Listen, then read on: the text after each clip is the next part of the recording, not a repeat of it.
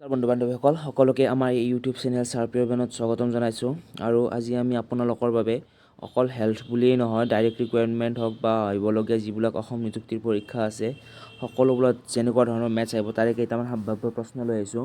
যিকেইটা প্ৰশ্নৰ পৰা আপোনালোকে গম পাব পাৰিব যে এনেকুৱা ধৰণৰ প্ৰশ্ন আহিলে আমি এনেদৰে সমাধান কৰিব পাৰিম।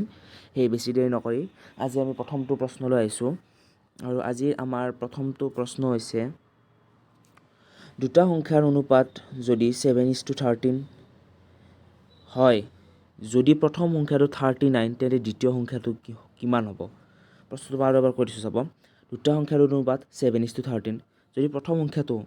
39 হয় তেন্তে দ্বিতীয় সংখ্যাটো কিমান হ'ব? আৰু আপোনাৰ অপশ্যন দিয়া আছে 91,507/7, ঘ আছে আপোনাৰ 21 আৰু ঘ আছে আপোনাৰ 571/9। উত্তৰ হৈছে আপোনাৰ ইয়াৰে খ, কিন্তু কেনেদৰে উত্তৰটো খ হ'ল মই আপোনালোক সেইটো কৈ আছোঁ। চাব পাৰে ইয়াত যিহেতু অনুপাতটো দিয়া আছে আমাৰ 7:13 আৰু প্ৰথম সংখ্যাটো আছে আপোনাৰ 39। ছাপ'জ ধৰি ল'লোঁ আমি সংখ্যাটো x&y। এতিয়া প্ৰশ্নমতে দিয়া আছে 7:13 আৰু প্ৰথমটো সংখ্যা হৈছে 39, মানে x:y ইকুৱেল টু আপোনাৰ 39 ছাপ'জ আমি এই সংখ্যাটো x ধৰিছোঁ, তেতিয়া আপোনাৰ এইটো হৈ যাব x/y ইকুৱেল টু 7/13। এক্সৰ মান দিয়া আছে আপোনাৰ 39, যিহেতু এইটো প্ৰথম সংখ্যা x বুলি ধৰিছোঁ আৰু দ্বিতীয় সংখ্যা আমি y ভেলু ওলাব লাগে। এতিয়া যদি আমি চিম্প্লিফিকেশ্যন কৰি লওঁ x/y ইকুৱেল টু 7/13 আমি পূৰণ কৰিছোঁ আৰু আপোনাৰ y ভেলু আহিছে ইয়াত 507/7। আহিছোঁ এতিয়া দ্বিতীয় প্ৰশ্নলৈ।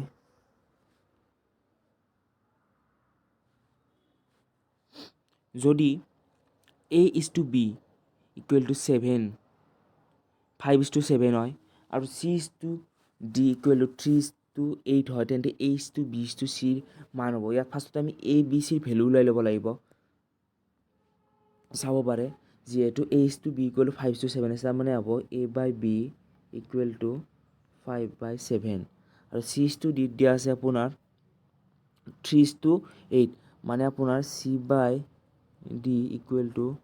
3/8। ছাপ'জ আমি a ৰ ভেলু ল'লোঁ 5/a equal to 7।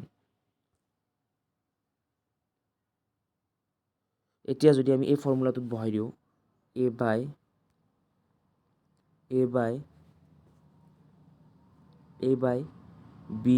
Equal to 5/7ত আমি যদি a ৰ ভেলুটো বহাই দিওঁ, a ৰ ভেলু আছে আপোনাৰ 5/b equal to 7 divided by b equal to 5/7। এনেদৰে আমি ইয়াৰ ভেলুটো ওলাব লাগিব। যিহেতু ইয়াত b আহি গ'ল, এইটো ইফালে যাব মাল্টিপুল হৈ যাব, 7টোৰ ওপৰত যাব, তেতিয়া আপোনাৰ ইয়াৰে a ৰ ভেলু হয় 15, b ৰ ভেলু হয় 21 আৰু c ৰ ভেলু হয় আপোনাৰ 56। নেক্সট প্ৰশ্ন, এটা আয়তৰ দিশ আৰু প্ৰস্থৰ অনুপাত 7:2। আয়তটোৰ দিশ হৈছে আপোনাৰ 21 চেণ্টিমিটাৰ, তেনেহ'লে প্ৰস্থ কিমান হ'ব দিছে। অপশ্যন আছে আপোনাৰ 2 চেণ্টিমিটাৰ, 4 চেণ্টিমিটাৰ, 6 চেণ্টিমিটাৰ, 18 চেণ্টিমিটাৰ। আমি এনচাৰটো উত্তৰ গ হ'ব, কিন্তু কেনেদৰে হ'ল সেইটো জানি লওঁ। দিয়া আছে আয়তটোৰ দিশ আৰু প্ৰস্থৰ অনুপাত 7:2। আয়তটোৰ দিশ দিয়া আছে 21, ধৰা হ'ল আয়তটোৰ প্ৰস্থ y, ঠিক আছে, তেতিয়া হ'ব আপোনাৰ 21/y ইকুৱেল টু 7/2, মানে x:y ইকুৱেল টু 7:2। আমি x-ৰ ভেলু দিয়া আছে 21, যিহেতু সেইটো আমাৰ দিশ আৰু y ৰ ভেলু আছে আপোনাৰ y ৰ ভেলু ওলাব লাগে যিটো আমাৰ প্ৰস্থ, তেতিয়া হ'ব আপোনাৰ x/y equal to 7/x:y equal to 7:2, তেতিয়া হ'ব আপোনাৰ 21/y ইকুৱেল টু 7/2। তেতিয়া আমাৰ y ৰ ভেলুটো উলিয়াই ল'ব পাৰিম। তেতিয়া y ৰ ভেলু হ'ব আপোনাৰ 6 চেণ্টিমিটাৰ। এইটো দিয়া আছে আপোনাৰ উত্তৰ গ, 6 চেণ্টিমিটাৰ। এনেকুৱা ধৰণৰ x/y ইকুৱেল টু 7:2, তেতিয়া হ'ব আপোনাৰ x/y ইকুৱেল টু 7/2। নেক্সট প্ৰশ্ন, 16:40 অনুপাতটোৰ পূৰ্বত পদটো কি?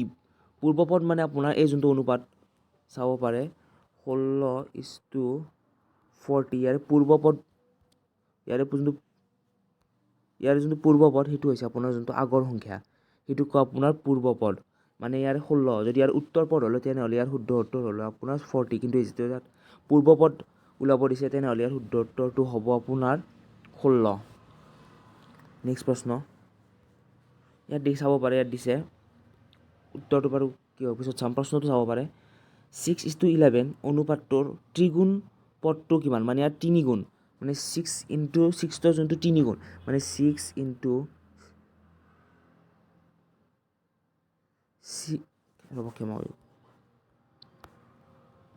মানে 6 × 6 × 6 আৰু 11 × 11 × 11 ইয়াৰে ভেলু হয় আপোনাৰ 216 ইটো ভেলু হ'ব আপোনাৰ 216 আৰু ইটোৰ ভেলু হ'ব আপোনাৰ 1331 মানে আপোনাৰ ইয়াৰে শুদ্ধ উত্তৰটো হ'ব আপোনাৰ এই খটো হ'ব আপোনাৰ ইয়াৰে শুদ্ধ উত্তৰ এনেকুৱা ধৰণৰ যিকোনো প্ৰশ্ন হ'লে আপোনাৰ পাৰিব কাৰণ ইয়াত যদি 6:11 জেগাত যদি আপোনাৰ থাকিল হয় 2:4 তেনেহ'লে আপোনাৰ ইয়াত 2 কিউব কৰিলে হ'ব 8 আৰু 4 কিউব কৰিলে হ'ব আপোনাৰ 64 এনেকুৱা ধৰণৰ প্ৰশ্ন আহিব আহিছোঁ নেক্সট প্ৰশ্নলৈ ইয়াত চাব পাৰে আপোনালোকৰ আগত যোনটো পূৰ্বপদ হৈছিলে উত্তৰপদ উঠিছে 19:81 অনুপাতটোৰ উত্তৰ পদটো কিমান মানে যোনটো পিছৰ পদ ইয়াৰ সেইকাৰণে উত্তৰটো হ'ব আপোনাৰ 81 নেক্সট প্ৰশ্নটো আছে আপোনাৰ 2:3, 5:8, 9:12 মিশ্ৰ অনুপাতটো নিৰ্ণয় কৰা মানে ইয়াৰ গোটেইকেইটা মাল্টিপল কৰিব লাগিব চাপ'জ দিয়া আছে ইয়াৰে আপোনাৰ 2:3 মানে হ'ব আপোনাৰ 2/3 এইটো এটা ফৰ্মুলা আছে যদি x:y থাকে এইটো ভেলু হয় x/y এনেকৈ ঠিক আছে 2/3 × 5/8 × 8/9 × 9/12 ইয়াৰ যোনটো মাল্টিপল হ'ল ইয়াৰ 5/, চাব পাৰে এনচাৰটো মই বুজাই দিছোঁ এনচাৰ যিহেতু পূৰণ কৰি আপোনাৰ ওলাইছে 5:16 মানে x:y যিহেতু x:y মানে হ'ব y x/y তেনেহ'লে 5:16 মানে ক্ষমা কৰিব চাব পাৰে 5/16 মানে আপোনাৰ ইয়াত ভেলু দিয়া আছে 5/16 যিহেতু 5/16 মানে x/y x/y মানে লিখোঁ আমি x:y তে 5/16 মানে লিখিম আমি 5:16 সেয়ে ইয়াৰ আনচাৰ হ'ব 5:16 যিটো আপোনাৰ আছে খ নেক্সট প্ৰশ্ন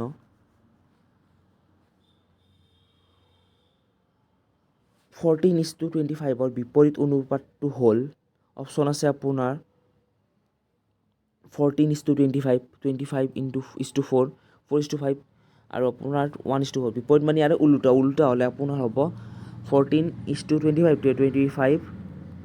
25:14 25:14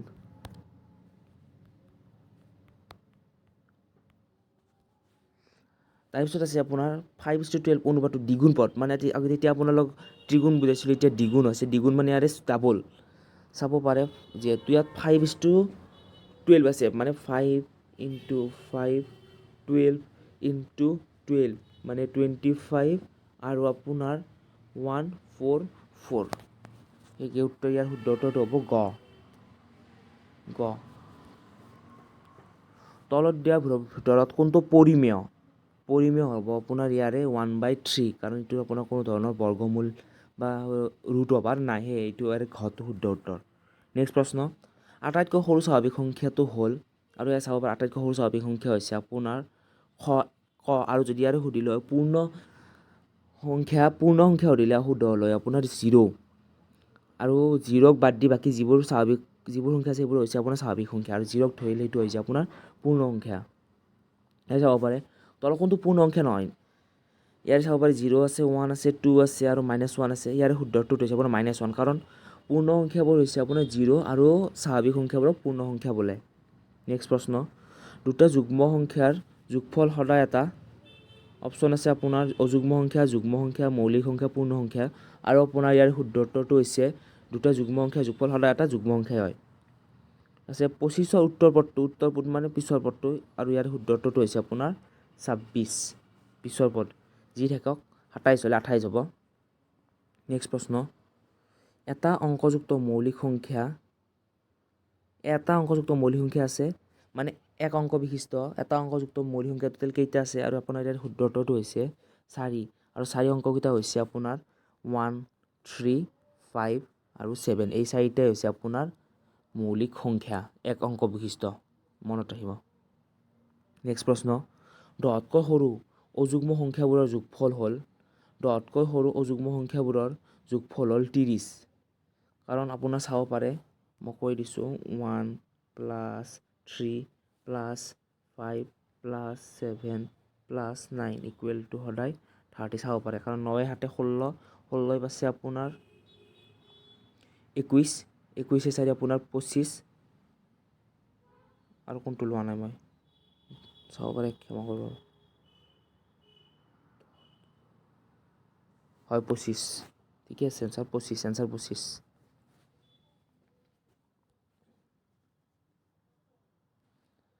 চাৰিটা অংকৰে লিখিব পৰা আটাইতকৈ ডাঙৰ সংখ্যাটো হ'ল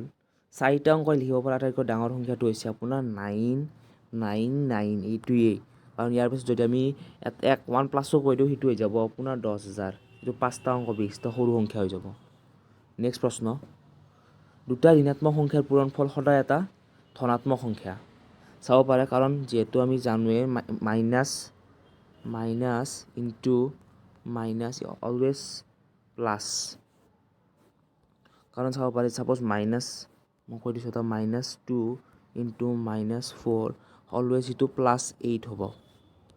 সো সদায় এটা এইটো ধনাত্মক সংখ্যা শুদ্ধ উত্তৰ হৈছে ক ধনাত্মক সংখ্যা নেক্সট প্ৰশ্ন তলত দিয়াবোৰৰ কোনটো পূৰ্বৰ শ্ৰেণীৰ পূৰ্ণ সংখ্যা মই আপোনালোকৰ আগতে কৈছোঁ 0 আৰু স্বাভাৱিক সংখ্যাবোৰক ক'লে পূৰ্ণ সংখ্যা বোলে সেই ইয়াৰ শুদ্ধ উত্তৰটো হ'ব না 0 1 2 3 পাৰে একদম ইনফিনিটি যাৰ শেষ নাই তো এইকেইটাই প্ৰশ্ন আছিল কেনেকুৱা পালে আপোনালোকে ভিডিঅ'টো জনাব অলপ হয়তো বুজোৱাত আপোনালোকক খেলি মেলি হ'ব পাৰে কাৰণ যিহেতু মোবাইলতে এডিট কৰি আছোঁ মোবাইলতে বুজাই আছোঁ যদি পিছলৈ সম্ভৱ হয় আপোনালোকক স্ক্ৰীনত বুজাবলৈ চেষ্টা কৰিম গ্ৰীণ স্ক্ৰীনত তেতিয়ালৈ ভিডিঅ'টো লাইক কৰি দিব আপোনালোকৰ বন্ধুৰ মাজত শ্বেয়াৰ কৰি দিব আশা কৰোঁ আপোনালোক সকলোৱে পঢ়ি আছে তেতিয়ালৈ বাই বাই